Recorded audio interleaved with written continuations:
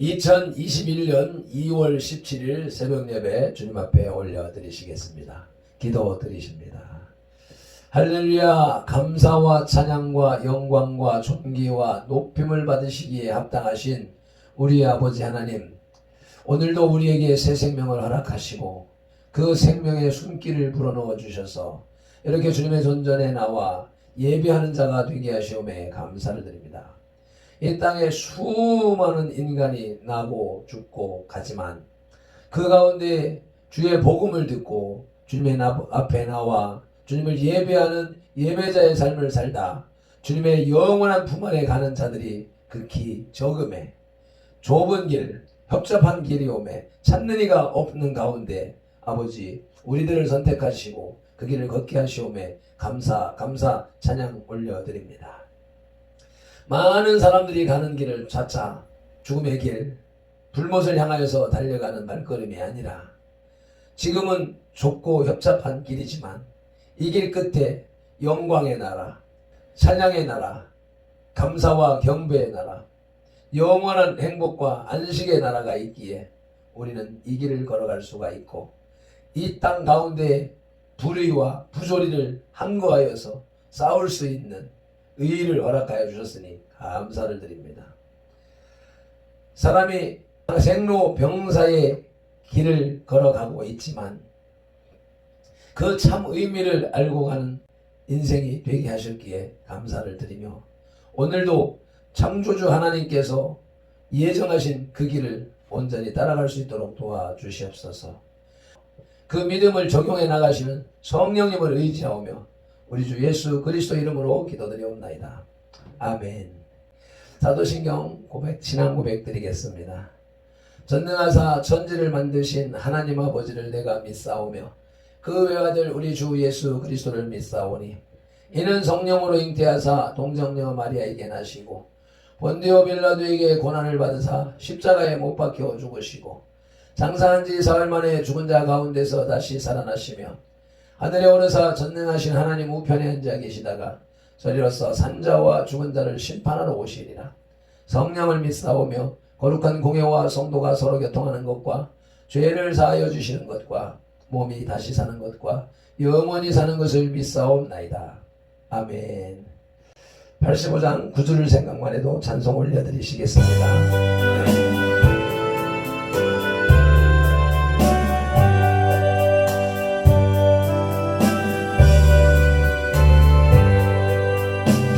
구주를 생각만 해도 이렇게 좋거든.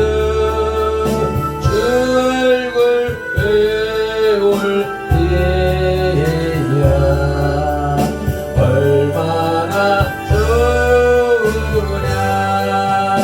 만민의 구주 예수의 귀하신 이름은 전리에 있는 이름 중 비할 데 없도다. 잠에게 하는 자에게 소망이 되시고 구하고 찾는 자에게 기쁨이 되신다. 예수의 넓은 사랑을 어찌나 말하랴. 주 사랑 많은 사랑만 그 사랑 알도다. 예수의 구주요 내 기쁨 되시고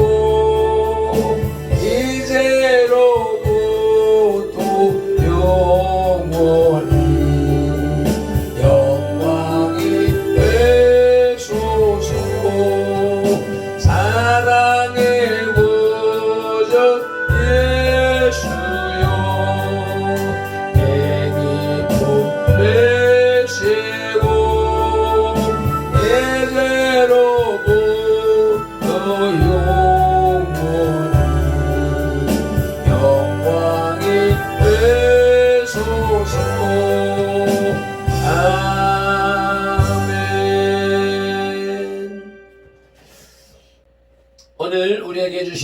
하나님의 말씀은 사도행전 17장 30절로부터 34절 말씀입니다. 바울이 아덴에서 전도하다 세 번째 단락으로 218쪽에 있습니다. 함께 합독하시겠습니다. 알지 못하던 시대에는 하나님이 관과하셨거니와 이제는 어디든지 사람에게 다 명하사 회개하라 하셨으니 이는 정하신 사람으로 하여금 천하를 공의로 심판한 날을 작정하시고 이에 그를 죽은 자 가운데서 다시 살리신 것으로 모든 사람에게 믿을 만한 증거를 주셨음이니라 하니라. 그들이 죽은 자의 부활을 듣고 어떤 사람은 조롱도 하고 어떤 사람은 이 일에 대하여 내 말을 다시 듣겠다 하니 이에 바울이 그들 가운데서 떠나매 몇 사람이 그를 가까이하여 믿으니 그 중에는 아레오바고 관리 디오누시오와 다말이라 하는 여자와 또 다른 사람들도 있었더라. 아멘. 32절을 보면 바울의 설교에 대한 아테네 시민들의 태도는 두 가지 형태로 나타나는데 한편은 조롱하는 입장이었고 또 다른 한편은 다시 듣겠다는 입장이었습니다. 메이어 같은 신학자들은 다시 듣겠다는 후자의 입장 역시 전자와 표현만 다를 뿐 바울의 설교를 무시하는 태도와 다를 바가 없다고 주장하고 있습니다만은 맥가비, 칼빈 등 대부분의 학자들은 후자를 긍정적인 측면에서 재검토해보겠다는 입장 표명으로 이해를 하고 있습니다. 이에 대해서 우리는 긍정적인 측면에서 재검토해보겠다는 견해를 쫓아서 아테네 시민들의 태도가 각각 상반되게 나타난 것으로 이해하는 것이 좋겠습니다. 아마 철저하게 현세만을 주장하는 에피쿠로스 학파의 철학자들은 전자의 견해를 즉 조롱하는 태도를 취했을 것이고 비록 부활은 믿지 않으나 영혼의 존재를 인정하는 스토아 학파의 철학자들은 다시 듣겠다는 관심을 표명했을 것입니다. 아무튼 아테네에서 행한 바울의 복음 사역은 그 성과가 지극히 미미하여 겨우 몇 사람만을 얻는 데 그쳤습니다. 34절에 보면 바울이 아테네에서 얻은 열매는 두 사람이 이름이 명시되고 있는데 디오누시오와 다말이었습니다. 교회 역사가 유세비우스에 의하면 디오누시오는 아테네와 고린도의 감독을 차례로 거쳐서 178년에 순교했다고 합니다. 다말은 디오누시오의 아내라고 주장하는 학자들도 있지만 철학자들의 변론을 즐길 줄 아는 수준 높은 헬라의 자유 여성으로 이해하는 것이 좋을 것 같습니다. 이러한 성경을 바탕으로 해서 바울의 아테네의 전도라고 하는 제목으로 하나님의 말씀을 들으시겠습니다.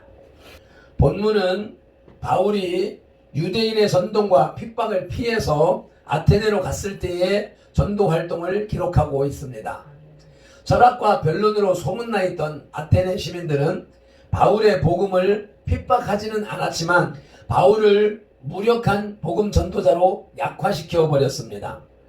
이러한 본문의 기사는 고난 중에서도 오히려 감사할 수 있는 성도를 담대하게 만드는 귀한 교훈을 주고 있습니다.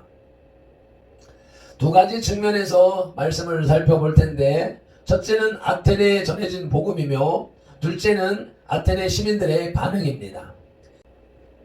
아테네에 전해진 복음은 첫째로 그리스도의 심판에 대하여서 전하였습니다. 30절에 알지 못하던 시대에는 하나님이 간과하셨거니와로 시작되는데 아테네 시민들은 민감한 종교성을 가지고 있었지만 참 하나님은 알지 못했습니다. 도리어 자신들의 종교성을 만족할 만한 것으로 여기며 현재를 자랑하며 살았습니다. 바울은 이러한 아테네 시민들에게 귀납적으로 하나님을 소개하고 있습니다. 그들이 부지 중에 섬긴 신이 바로 하나님이며 그 하나님이 심판을 예정하고 계신다는 것을 전했습니다. 바울은 심판주 되신 그리스도 앞에서 그들의 허무한 종교성과 변론이 아무런 변명도 줄 수 없고 모든 것이 벌거벗은 것처럼 드러날 것이라고 경고하고 있습니다. 이러한 사실은 아테네 시민뿐만 아니라 현재를 살아가는 우리에게도 동일하게 적용되는 것입니다. 히브리서 4장 13절 말씀을 함께 읽으시겠습니다. 지으신 것이 하나도 그 앞에 나타나지 않음이 없고 우리의 결산을 받으실 이의 눈앞에 만물이 벌거벗은 것 같이 드러나느니라. 아멘. 복음의 제일 첫째 선포되어야 할 것은 우리는 하나님 앞에 한 점 가릴 수 없는 벌거벗은 존재와 같다는 것입니다. 아무리 우리의 심령 깊숙한 곳에 있는 죄악을 숨기고자 하더라도 하나님 앞에서는 무용지물이라는 것입니다. 그러므로 하나님 앞에 나오는 사람은 자기 양심 속에 있는 죄악까지도 고백하고 회개해야 하는 것입니다. 아테네에 전해진 복음 두 번째는 그리스도의 부활을 전했습니다. 31절입니다. 이는 정하신 사람으로 하여금 예수 그리스도로 하여금 천하를 공의로 심판할 날을 작정하시고 이에 그를 죽은 자 가운데에서 다시 살리신 것으로 모든 사람에게 믿을 만한 증거를 주셨음이니라 하니라. 아멘. 바울은 그리스도께서 죽은 자 가운데서 부활하여 하나님 우편에 앉으신 것이 심판의 증거가 된다고 전하고 있습니다. 그리스도의 부활은 이미 많은 사람들이 눈으로 보았고 손으로 만져봄으로 증거된 사실입니다. 그러나 부활을 믿지 못하는 아테네 시민들에게 첫 열매 되신 그리스도의 부활을 언급함으로써 모든 육체의 부활이 심판을 위해 있을 것을 증거한 것입니다. 부활은 왜 부활을 해요? 최후의 심판을 받기 위해서 부활한다라고 말씀하는 것입니다. 아테네에 보내진 복음 세 번째는 회개를 명령하셨습니다. 30절을 다시 한번 보시겠습니다. 알지 못하던 시대에는 하나님이 간과하셨거니와 이제는 어디든지 사람에게 다 명하사 회개하라 하셨으니. 아멘. 그리스도의 복음을 알지 못하던 이방인의 과거는 그 허물과 죄를 꾸짖을 이유조차 없는 버려진 것이었습니다. 에베소서 2장 12절입니다. 그때에 너희는 그리스도 밖에 있었고 이스라엘 나라 밖의 사람이라 약속의 언약들에 대하여는 외인이요 세상에서 소망이 없고 하나님도 없는 자이더니. 아멘. 그런데 돌연 버려진 이방인들에게 복음의 빛이 빛이었습니다. 율법도 은혜도 없던 이방인들도 구원의 음성을 듣게 된 것입니다. 바울은 주의 음성을 듣고서 마음을 강팍하게 하지 않고 죄에서 돌이킨 자는 약속의 기업을 얻을 수 있다고 종용하고 있습니다. 오늘도 이 설교를 통하여서 주의 말씀이 선포될 때에, 주의 말씀을 읽을 때에 하나님의 음성을 들으시기를 예수님의 이름으로 축복합니다. 히브리서 3장 7절로 11절 말씀을 합독하시겠습니다. 그러므로 성령이 이르신 바와 같이 오늘 너희가 그의 음성을 듣거든 광야에서 시험하던 날에 거역하던 것 같이 너희 마음을 완고하게 하지 말라. 거기서 너희 열조가 나를 시험하여 증험하고 40년 동안 나의 행사를 보았느니라. 그러므로 내가 이 세대에게 노하여 이르기를 그들이 항상 마음이 미혹되어 내 길을 알지 못하는도다 하였고 내가 노하여 맹세한 바와 같이 그들은 내 안식에 들어오지 못하리라 하였다 하셨느니라. 아멘. 그리스도의 길을 예비했던 세례 요한도 길과 진리요 생명 되시는 예수 그리스도 자신도 회개하라 천국이 가까웠느니라고 마태복음 3장 2절과 4장 17절에서 복음을 증거했습니다. 회개를 촉구하는 명령은 모든 사람에게 주어졌습니다. 이제 그리스도의 재림을 기다리는 성도는 회개하고 깨끗한 심령으로 회개에 합당한 열매를 맺어야만 합니다. 마태복음 3장 8절의 말씀입니다. 둘째 떼지 아테네 시민들의 반응을 살펴볼 때 그 첫째는 조롱했습니다. 32절 전반절에 그들이 죽은 자의 부활을 듣고 어떤 사람은 조롱도 하고, 아멘. 그리스도의 부활은 성도의 부활에 확신을 주는 소망입니다. 그러나 아테네 시민들은 자신들의 사고와 같지 않고 철학의 범주에 들지 않는다는 이유로 부활을 조롱했습니다. 지식적인 교만이 지식보다 더 고상하고 심오한 복음의 진리를 비웃게 만든 것입니다. 창세기 6장에서 악이 관영했던 노아 시대에 하나님의 진노를 비웃었던 사람들과 창세기 18장에서 음란하고 배역한 소돔과 고모라에 대한 하나님의 심판을 농담으로 여겼던 롯의 사위들은 진노의 물과 불 가운데에서 자신의 교만과 함께 멸망당했습니다.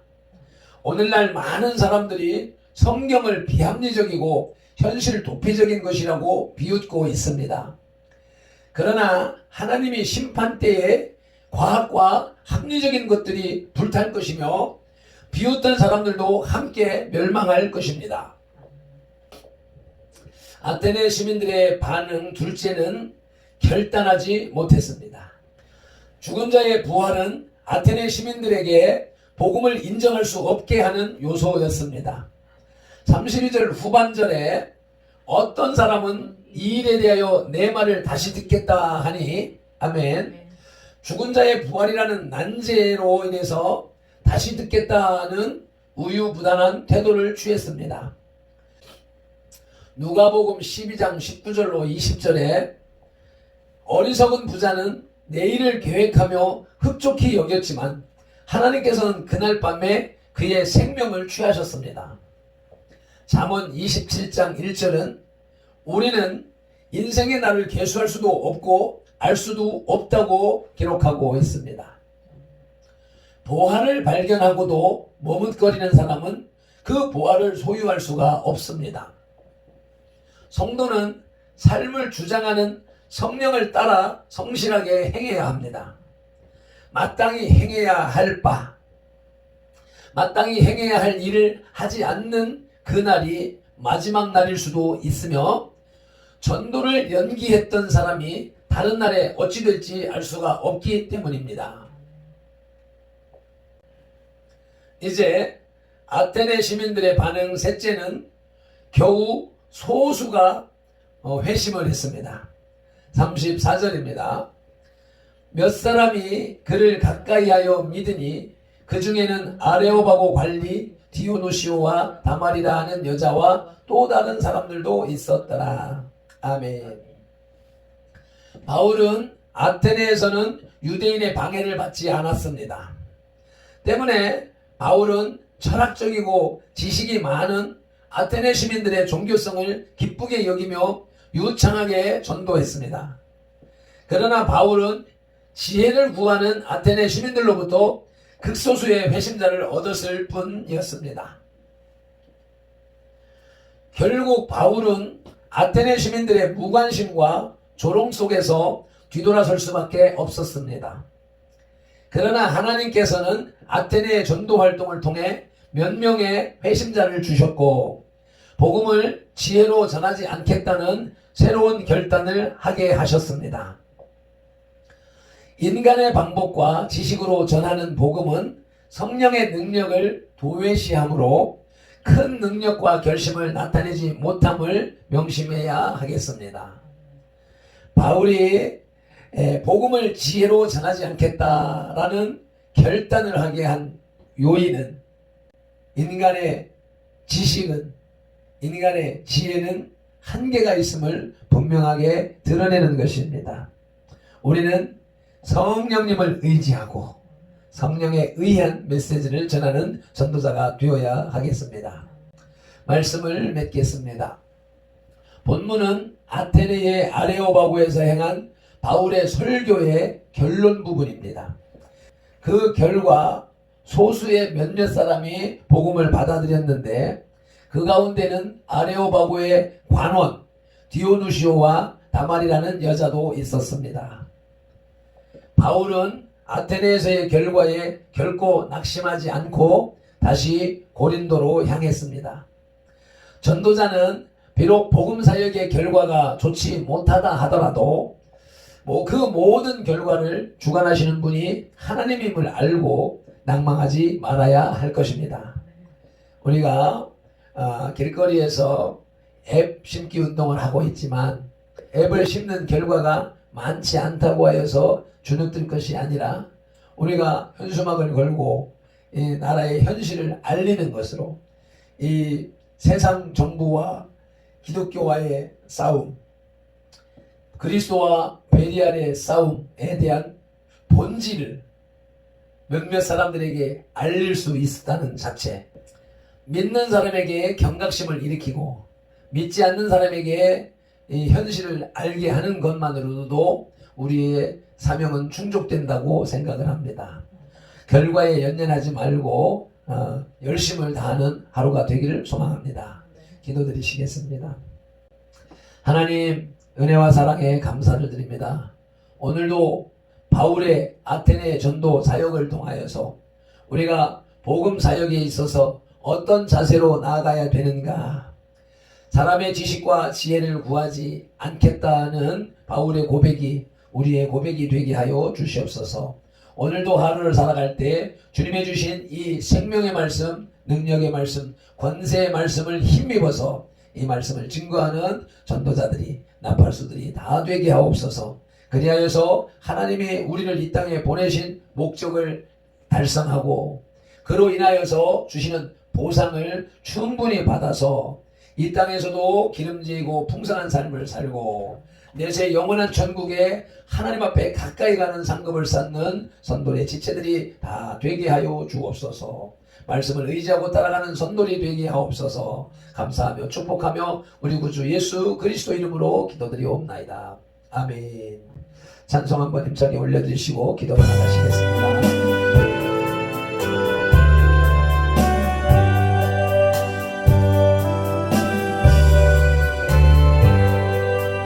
그들을 생각만해도 이렇게 좋거든. 주 얼굴 배울 때면 얼마나 좋으랴. 그들을 생각만해도 이렇게 좋거든. 주 얼굴 배울 때가 얼마나 좋으랴. 만민의 구주 예수요, 귀하신 이름은 천지에 있는 이름 중 비할 데 없구나. 참 회개하는 자에게 교만이 되시고 구하고 찾는 이름 기쁨이 되신다. 예수의 넓은 사랑을 어찌나 말하랴. 주 사랑 많은 사람만 그 사랑 알도다.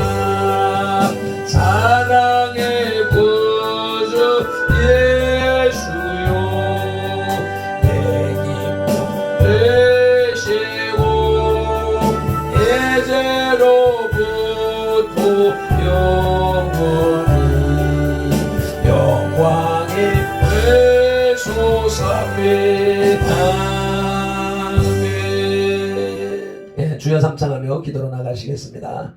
주여 주여 주여 할렐루야. 아버지 감사합니다. 지식의 도시 철학의 도시 아테네에서 전한 복음이 아버지 겨우 소수의 몇몇 사람만 구하는 데 그쳤습니다.